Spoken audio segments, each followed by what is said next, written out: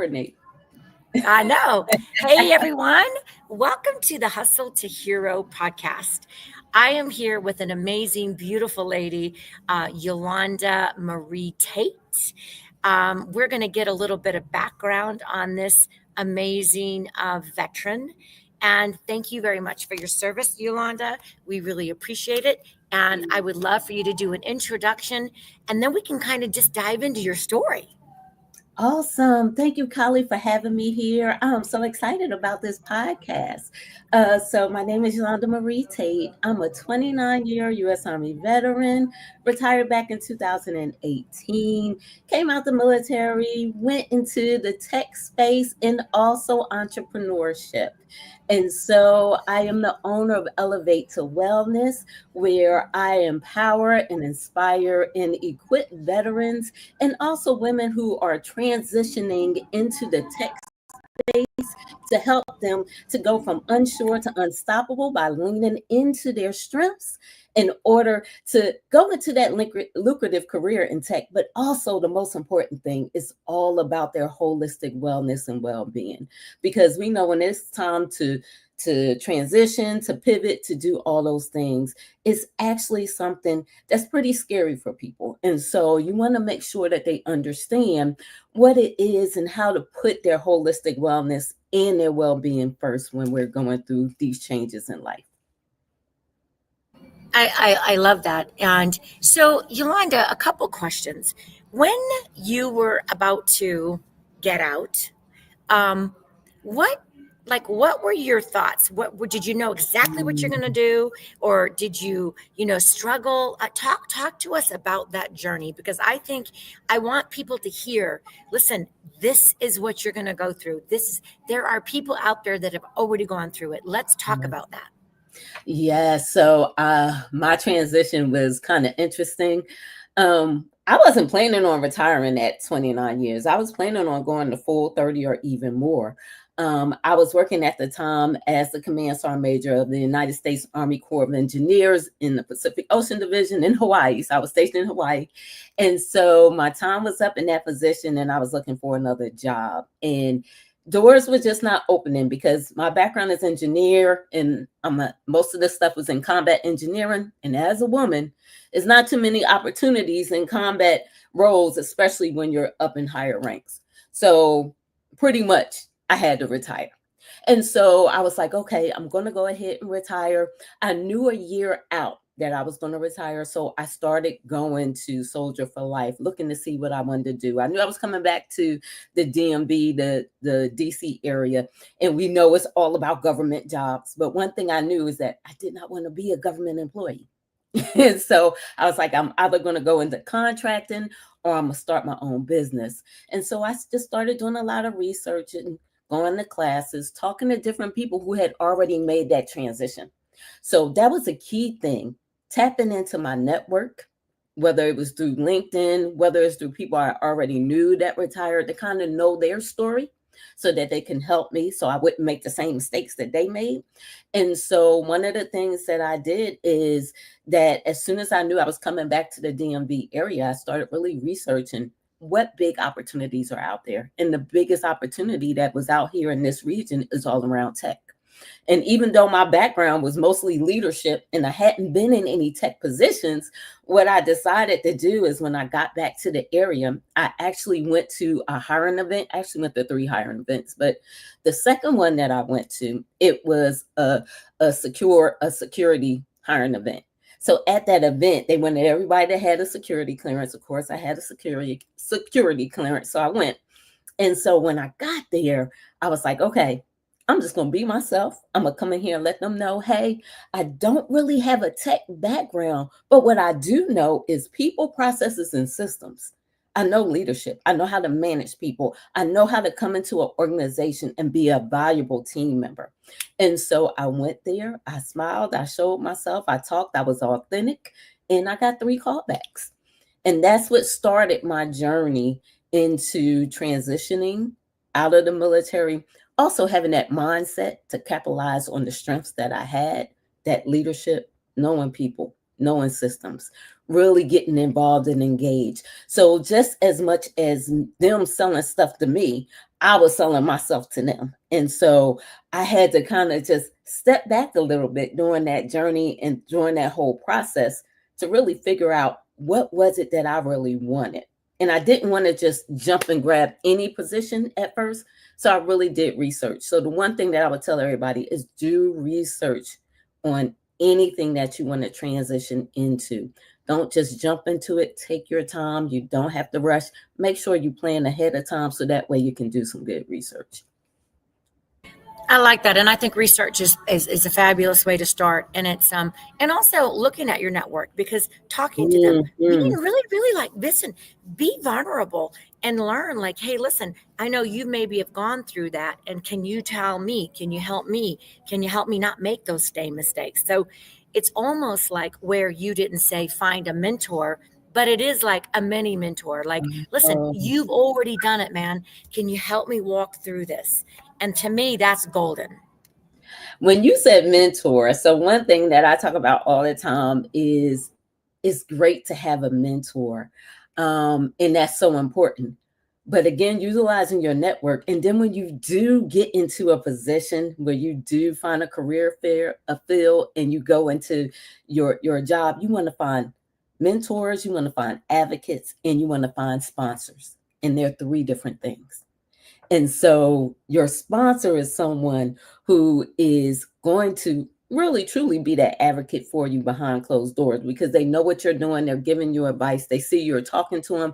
But that mentor is going to be that one that's going to be with you every step of the way.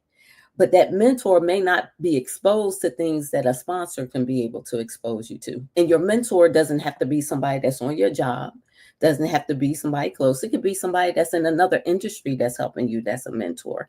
And so I think people have to understand that. But getting back to my story, one thing that I struggle with, and a lot of people coming out of the military will struggle with, and that's negotiating your salary because you don't learn a Great lot topic. Great topic. negotiating your salary. And so when you do your research, you have to research that organization, especially if you go to a hiring event, you get some callbacks. Make sure you do your research on those companies.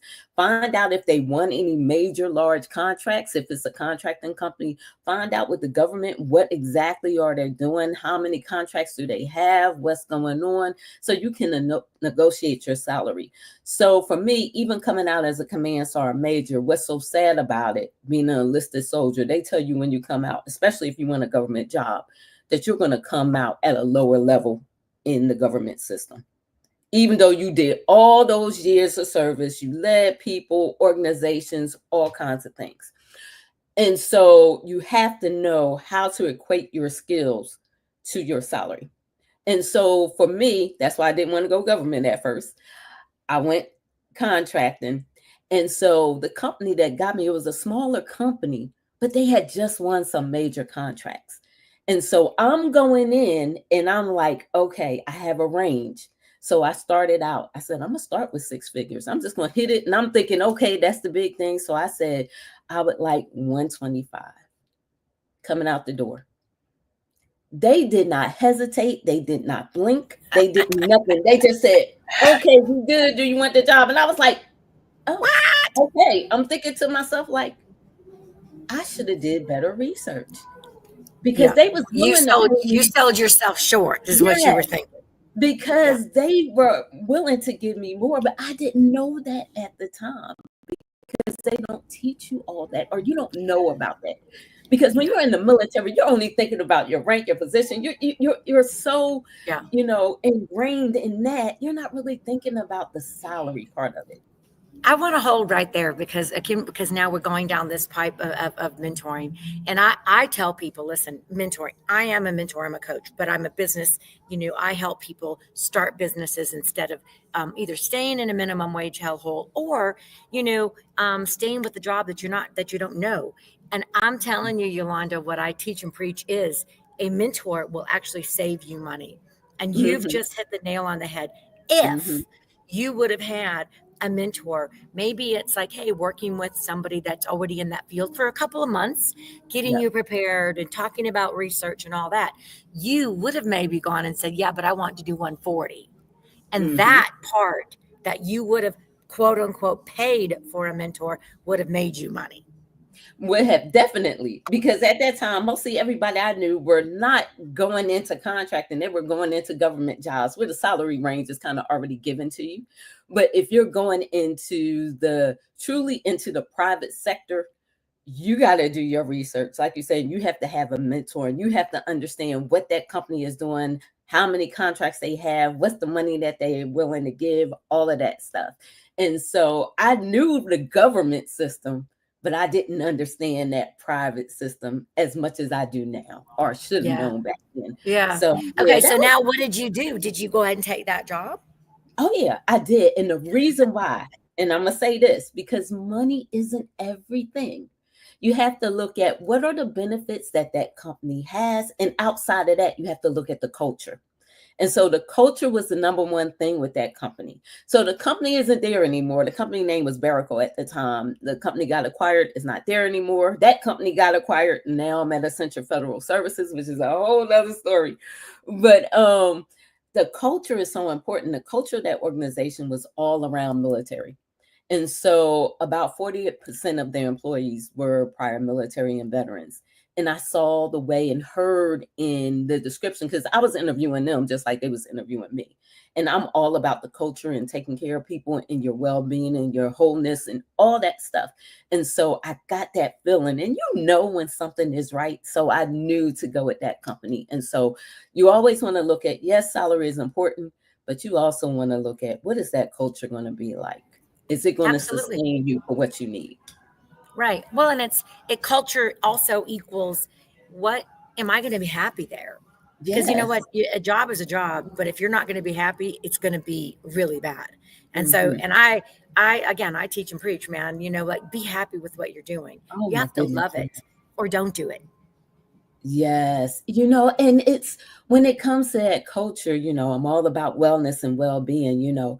If you got leaders who are not taking the time, like, when your leaders don't take rest themselves, or your leaders, they're constantly going and pushing and they're trying to push everybody else to do it, or they're not empathetic to hear people's needs, or they're always barking or yelling or even cussing and saying stuff like that. That's not an environment that's going to produce productive employees. And so we have to understand that. And it's totally different than being in the military. So I always try to tell everybody it's a different shift. When you're coming from the military, we're used to orders, we're used to doing things a certain way, we're used to, knowing that everything is like a battle drill. You kind of know what to do, and there's always somebody there to help you. But when you go into the private sector, sometimes you're going to get a task, you're going to get an assignment that you're going to have to do, and you're not going to get nobody to give you the Yeah. instructions of how to do it or anybody to talk to. You have to learn it yourself, especially in tech.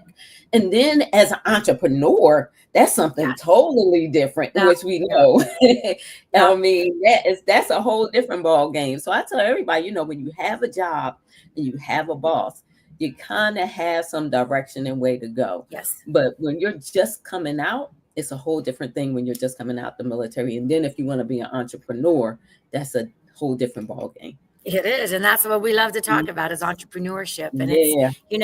it's especially with I help the reentry community and also the Yes. veterans, and both have two different types of Mm. challenges, right? My son is a badass special force guy. He's a master sergeant. He's got about 4 years left. Awesome. I cannot believe that, but Time I to go love by talking to him. fast. Thank you, thank you. I'm a military brat, and it's like Mhm. I think that it's the veterans and the war hero. The war, the of any type of service. Mhm. You are told what to do. You know what to do. You know what you're doing tomorrow, the next day, and you know what's expected of you. But coming out as an entrepreneur, you're like, whoa, okay, Mhm. now what do I do? How do I make sure that I'm not going to make those mistakes? And how do I get my Sure. business off the ground? And that's the part that I love is teaching people how to do that. So Yolanda, now, so now how do you roll what you were doing now into you obviously are very much into the health and wellness. Let's move into that Yes. health and wellness space. Mhm. So for me, it started in the military. So I've always been a physically fit person. So that has got me through so much stuff in the military. So outside of that, though, being a senior leader and most of the time being the only female, and a lot of times being the only Black female, there were a lot of challenges with that because I didn't have anybody else to talk to. A lot of times I was taking on a lot on myself, and on the outside, I looked like I was all together. But on the inside, I was really falling apart because I felt like I was alone. I didn't have anybody to talk to. I was pushing myself too hard.